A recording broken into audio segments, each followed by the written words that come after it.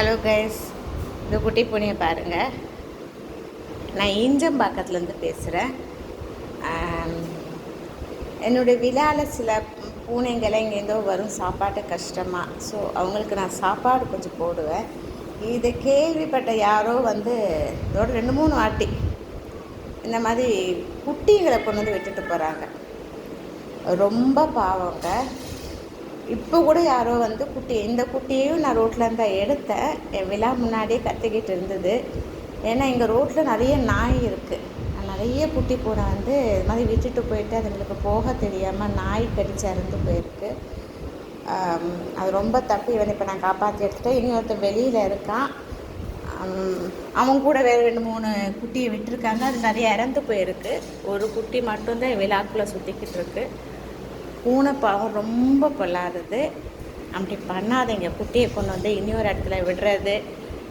விட்டவங்களுக்கு தெரியும், அவங்க மனசாட்சிக்கு தெரியும். இது வந்து நம்ம சந்ததியை பாதிக்கும். பூனைப்பாவன்றது நம்மளை பாதிக்காது. கொண்டு வந்து விட்டு உங்களுடைய சந்ததி அது ஒரு குறிப்பிட்ட வயசு நம்ம குழந்தைங்களுக்கு ஆகும்போது அது அப்படி ஓடுது பார்த்தீங்களா, அலைஞ்சு ஓடி உயிர் பயத்துக்காக ஓடுது இல்லையா, அந்த மாதிரி ஒரு கஷ்டமான சூழ்நிலையை கடவுள் உருவாக்குவார். அதை திரும்பி சொல்கிறேன், இது மாதிரி கொண்டு வந்து விடாதீங்க.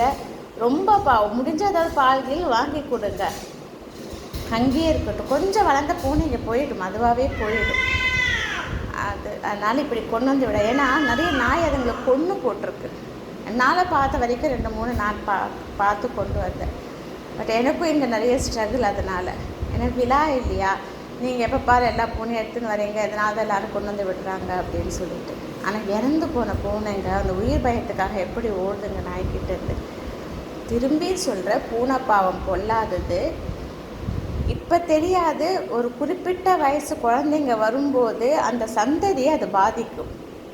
இது நான் கண்கூடாக பார்த்துருக்கேன்.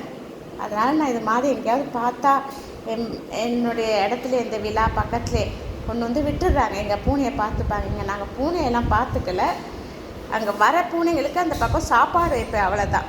ஏன்னா சாப்பாட்டுக்கு இங்கே கொஞ்சம் ஹை ஃபேமிலி இருக்கிற இடம். ஸோ இங்கே இருக்கிற மிருகத்துக்கெல்லாம் கொஞ்சம் சாப்பாடு வைக்க. சாப்பாடு கிடைக்காது. குப்பையை கூட நல்லா சுற்றி தான் குப்பை போடுவாங்க. ஸோ அவ்வளோதானே தவிர அதனால் கொண்டு வந்து இப்படி போட்டுறாதீங்க. அதுங்க ஓடுது உயிர் பயத்தில். எங்கே போகணுன்னு தெரியல. இந்த சைஸ் இதை விட சின்ன சைஸாக தான் இவன் வந்தான். இப்போ நான் உள்ளே வச்சுருக்கேன். அது ரொம்ப தப்பு. யாரோ பார்த்துப்பான்னு போடாதீங்க. அது உங்களை பாதிக்கும். திரும்பி ஒரு நாள் உங்களுக்கு அது தெரியும். அந்த பாதிப்பு உங்களுக்கு வரும்போது கண்டிப்பாக தெரியும். அதனால தான் முற்காலத்திலே சொல்லியிருக்காங்க, பூனை பாவம் கொல்லாததுன்னு. குழந்தைங்க பாவம் அம்மாவையும் பிரிஞ்சுக்கின்னு அதுங்க அந்த உயிர் பயத்துக்கு ஓடுது பாருங்கள்.